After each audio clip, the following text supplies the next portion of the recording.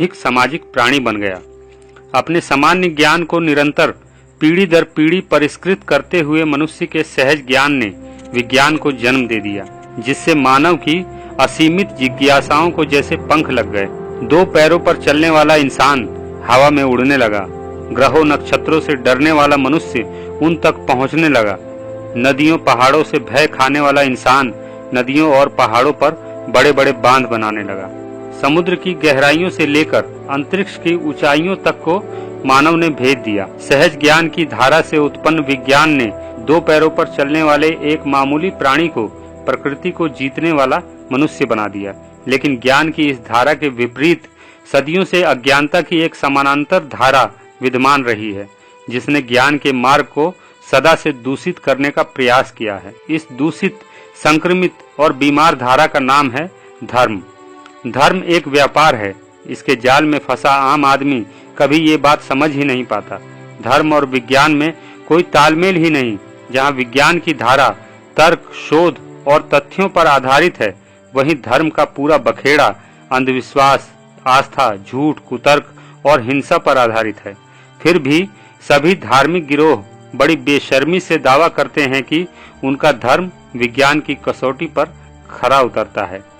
धर्म में कितना विज्ञान है, आइए इस वीडियो के माध्यम से इस रहस्य पर से पर्दा उठाते हैं। सृष्टि की उत्पत्ति के बारे में सभी धर्मों ने बिल्कुल अलग अलग झूठ बोला है। इसलिए आधुनिक विज्ञान की उत्पत्ति से पहले तक पूरी दुनिया कंफ्यूज्ड रही। कुरान में अल्लाह कहता है, हमने सृष्टि को 6 दिनों में बनाया। विज्ञान के अनुसार पृथ्वी अपने अक्ष पर 24 घंटे में एक घूर्णन पूरा करती है, जिसे एक दिन कहते हैं। जब सृष्टि की रचना हुई ही नहीं थी, तब अल्लाह ने कौन से गणित से 6 दिन लगा दिए। देवी भागवत पुराण के पृष्ठ 127 पर सृष्टि रचना की जो कहानी बताई गई है, वो गजब की है। भगवती ने अपनी शक्ति से ब्रह्मा, विष्णु और महेश बनाए। उस समय सृष्टि में चारों ओर केवल जल ही जल था। फिर भगवती ने पृथ्वी को बनाया और उसे शेषनाग के फन पर स्थापित कर दिया। शेषनाग के फन पर धरती स्थिर बनी रहे, इसके लिए धरती पर पहाड़ों को कील की तरह ठोक दिया गया। पहाड़ों को धरती में कील की तरह ठोक देने की यही गलतफहमी कुरान के अल्लाह को भी है। कुरान के सूरह 31 आयत नंबर 10 में अल्लाह अपने नबी को भूविज्ञान समझाते हुए कहता है, अल्लाह ने आकाशों को बिना सहारे के पैदा किया और धरती में अटल पहाड़ ठोक दिए ताकि वो तुम्हें लेकर एक ओर लुढ़क न जाए। यही भूविज्ञान वो कुरान के सूरह 21 आयत नंबर 30 और 32 में भी समझाता हुआ दिखता है। तुमने देखा नहीं, पहले धरती और आकाश दोनों मिले हुए थे, फिर अल्लाह ने पानी से हर जानदार चीज बनाई और धरती पर अटल पहाड़ ठोक दिए ताकि वो तुम्हें लेकर एक ओर लुढ़क न जाए।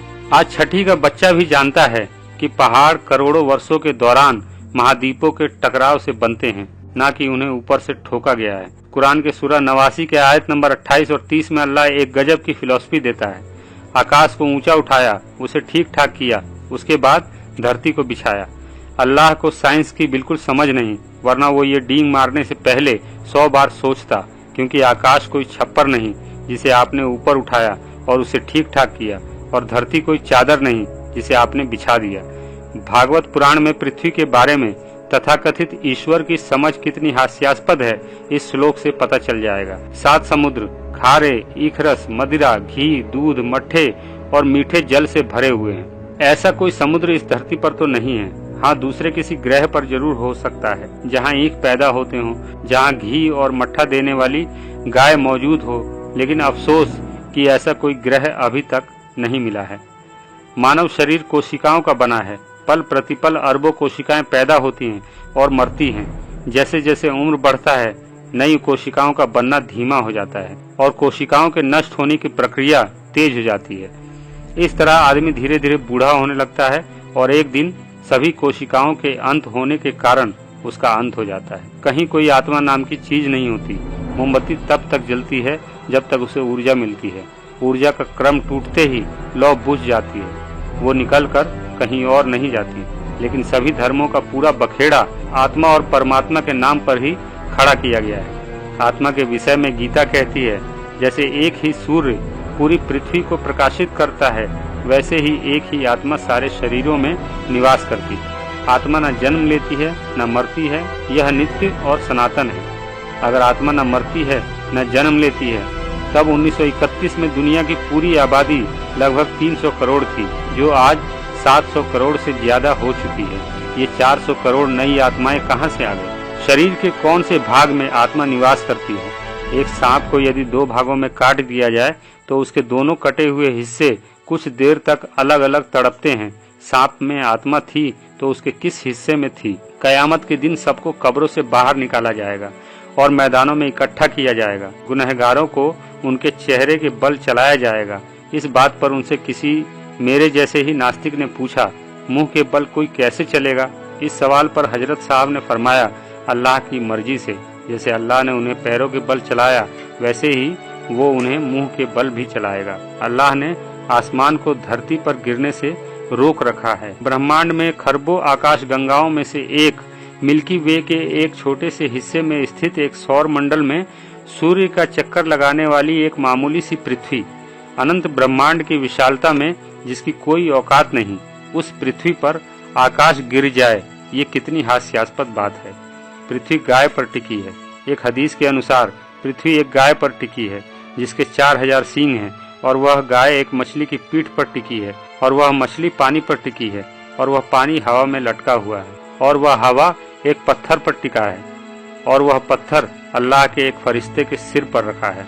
कमठ से समधर वसुधा के पृथ्वी कछुए की पीठ और शेषनाग के फन पर धरी हुई है। धर्म ग्रंथों की ऐसी बेहूदगी से भरी अवैज्ञानिक बातों के रहते कोई भी समाज कभी तरक्की नहीं कर सकता। इसीलिए डॉक्टर अंबेडकर कहते हैं, यदि तुम समाज को बदलना चाहते हो तो सबसे पहले धर्म ग्रंथों को बारूद से उड़ा दो। ये तो कुछ उदाहरण मात्र हैं। सभी धर्म ग्रंथों में ऐसी जाहिलाना बातों के सिवा कुछ नहीं।